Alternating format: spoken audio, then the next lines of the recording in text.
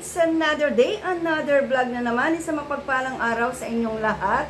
Kumusta na kayo mga kamami? Sana po ay nasa mabuti kayong kalagayan. So mga kamami, kakaiba na naman ngayon ang ating tatalakayin or pag-uusapan. Sino po ang mahilig magpa-nail art? Di po ba medyo pricey kapag nagpa-nail art tayo? Pero bago po ang lahat, paki-like and subscribe ng aking YouTube channel, Mami Lea Vlogs, at wag na rin po ninyong kakalimutan i-click ang bell button para na sa ganoon mga kamami ay ma-update ko kayo sa mga bagong i-upload ko mga video. So mga kamami, ready na po ba kayo? So ito kasi mga kamami ay makakatulong lalong-lalo na sa mga busy mga mami o busy mga ate dahil nag-aaral, nagtatrabaho, wala nang time pumunta sa mga nail art shop or sa mga salon, sa mga gumagawa ng mga nail art. At kung minsan, syempre, hindi na rin natin nababudget yung mga pampaganda ng mga kuko natin dahil mas inuuna natin mga kamami ko ang mga needs ng mga apo or mga anak natin, mga baon, at mga pambili ng mga pagkain natin everyday. So mga kamami, pero huwag kayong mag-alala mga kamami, may mga murang parang nail art or mga kuko. May mga murang pwede kayong umorder sa mga online seller, kagaya ng TikTok shop. Meron ako dito mga kamami, apat sila, ipapakita ko sila sa inyo. Pero may isa akong napili na gusto kong ilagay sa aking nail. Ayan mga kamami, itong aking nabili, apat. May iba't ibang design pero ang shape niya ay almond shape mga kamami. So mga kamami, ito yung iba na gamit ko na pero ang pinaka gusto ko sa kanilang apat mga kamami ay itong may kulay puti, ayan. So, ilalagay ko ito mga kamami gamit yung parang double-sided tape na nakahugis nail siya kapag nilagay mo yung tape na yun mga kamami.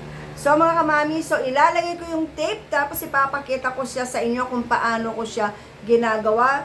Para na sa ganoon mga kamami, kapag gusto nyong mag-order sa TikTok shop, kapag dumating ito sa inyo, meron siyang glue at yung sinasabi kong parang double-sided tape. Kung gusto ninyong maging matagal ang ilalagay ninyong mga nails sa kuko ninyo, mga kamami, ay ang ilagay ninyo ay glue. Pero kung gusto ninyong mga ilong oras lang sa kamay, sa daliri ninyo or sa kuko ninyo, ang nail na ilalagay ninyo, pwede rin ninyong gamitin yung parang double-sided tape. So, ipapakita ko sila sa inyo kung paano ko sila nilalagay mga kamami. Pwedeng-pwede ito, lalo na kung biglaan ang lakad natin, biglaan ang invite natin sa mga friends, sa mag-anak, kasal, binyag, or mga graduation na aatenan natin. Ang gusto natin, wag ganito ang makita nilang kuko natin. Ang gusto natin, ang makita nila ay yung parang nagpa-nail art tayo. So, napakadaling ilagay at napakadali ring alisin. So, ayan mga kamami, may iba't ibang design ang aking in-order sa TikTok shop. So, iba-iba ang kulay at iba-iba rin ang disenyo nila. Merong plain, meron naman yung may konting design na hulog ang mga kuko niya, pero ito is square siya, so hindi ko siya ilalagay. Ito ang aking napiling ilagay mga kamami kasi nagandahan ako talaga kasi nailagay ko na ito last week. Kasi may lakad kami ni Mister, so na-invite kami. So ang ganda niya mga kamami. Promise talagang magugustuhan ninyo ito. Para kang nagpa-nail art talaga. Hindi mo mahahalata na ikaw lang ang naglagay. O tingnan ninyo mga kamami. Itong sinasabi kong parang double-sided tape, hugis, kuko sila, ayan. Ganyan sila. Tapos ilalagay mo lang sa kuko mo mga kamami. Ayan, ganyan lang. Ilalagay mo siya. Ayan, ilalagay mo. Ayan. Tapos, yung isa, ganun din, ilalagay natin.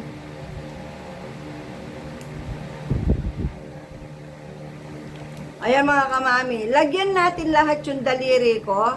Tapos, doon ko ilalagay yung aking mga nail. So, ayun mga kamami, nalagay ko na yung sinasabi kong parang double-sided tape. So, nilagay ko na lahat, pero ipinakita ko kanina kung paano sila ilalagay. So, ayan. Ayan mga kamami. So, ilalagay ko na yung mga nail.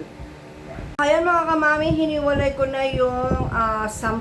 Kasi kapag dumating sa inyo yung nail, 24 pieces sila. So, may iba't ibang design sila. Pero ako, pinili ko itong puro puti. So, hilalagay ko na mga kamami.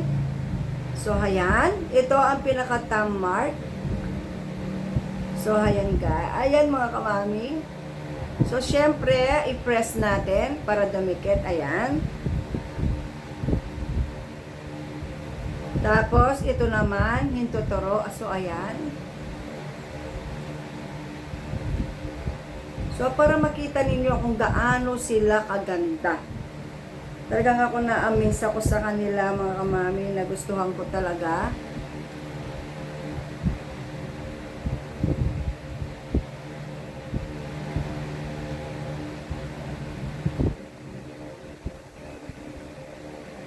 So, hayan mga kamami, tingnan ninyo, ang ganda, para talagang nagpa-nail art ako. Ito, tingnan nyo, alin ang maganda dyan mga kamami? Siyempre, itong mayroong nail na nilagay natin. So, tapos itong kaliwa na naman, ang lagyan ko. Ganyan lang, i-press ninyo kapag na, kasi double-sided nga yun mga kamami, aalisin ninyo yung pinaka-top niya.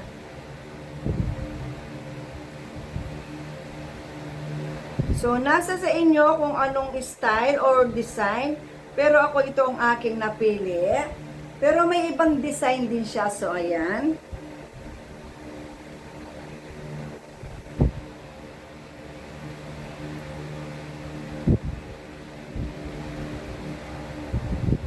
So, ayan. Dalawa na lang. Ganito siya kaganda. At ganito rin. Talagang ma-amaze ka. Ma-amaze ka talaga mga kamami sa gandang ibibigay ng aking mga nails. So, ayan. Diba ang ganda niya mga kamami? Ang ganda talaga. Talagang ma-amaze ka sa design. Ito ang napili ko. Depende sa gusto ninyong design mga kamami. Kung gusto ninyo ng almond shape, or kung gusto ninyo na yung square, or kung gusto ninyo yung maiksi, or yung mahaba. Ako, almond shape lagi ang aking pinipili, mga kamami, kasi gustong gusto ko yung almond shape. Yung kasing square shape na pinutol dito sa dulo, parang hindi bagay sa aking mga kuko. So, siguro, depende pa rin kung malaki ang kuko natin, or maliit, or kung anong hugis ng mga kuko natin.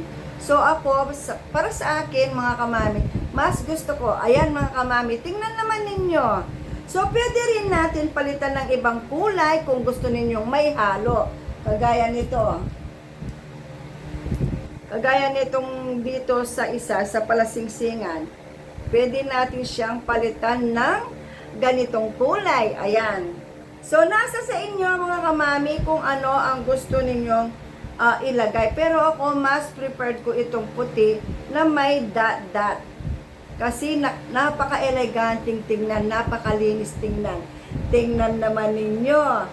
Diba mga kamami? So, hindi na kayo magbabayad ng mahal sa mga nail art shop. Kahit kayo lamang, pwede ninyo itong ilagay. Or kung nandyan ang mga anak ninyo, apo na madali naman ilagay. Kung gusto ninyo nang matagal sila sa inyong mga kuko, glue ang gamitin ninyo. Pero ako yung double-sided tape ang aking nilagay kasi sandali ko lamang siyang gagamitin. So ngayon lamang na araw na ito at hindi naman ako lalabas. Gusto ko lang na maging ganito ang aking mga nail kahit ilang oras lang. Pero kapag glue ang nilagay nyo mga kamami, ito ay magtatagal ng 1 linggo. So mga kamami, kahit yung mga edad na 59 na kagaya ko, pwede po kayong maglagay ng mga nail art. Hindi po ito mahal, mura lamang sa TikTok shop. Ilalagay ko yung link kung gusto ninyo siyang kung gusto ninyong kung gusto ninyong mag-order, ilalagay ko yung link sa comment section. So, ganito na kaganda ang kalalabasan ng inyong mga nail. Lalong-lalo na kung may invite kayo sa event, sa kasal, o sa birthday, binyag, at kung ano pang mga event na aatenan ninyo. Pwede ninyo itong gamitin. Makakasave ka na at mukhang nagpa-nail art ka pa. So mga kamami, maraming salamat sa inyong lahat. Sana nagustuhan nyo ang video ito at sana makatulong. Lalong-lalong na kung nagtitipid tayo at wala tayong time magpunta sa nail art shop. So, dito na kayo sa mga nail na pwede nating orderin sa mga online seller or sa TikTok shop. So, maraming salamat, Mami. God bless you all po. Mag-ingat po tayong lahat. See you next vlog. Bye!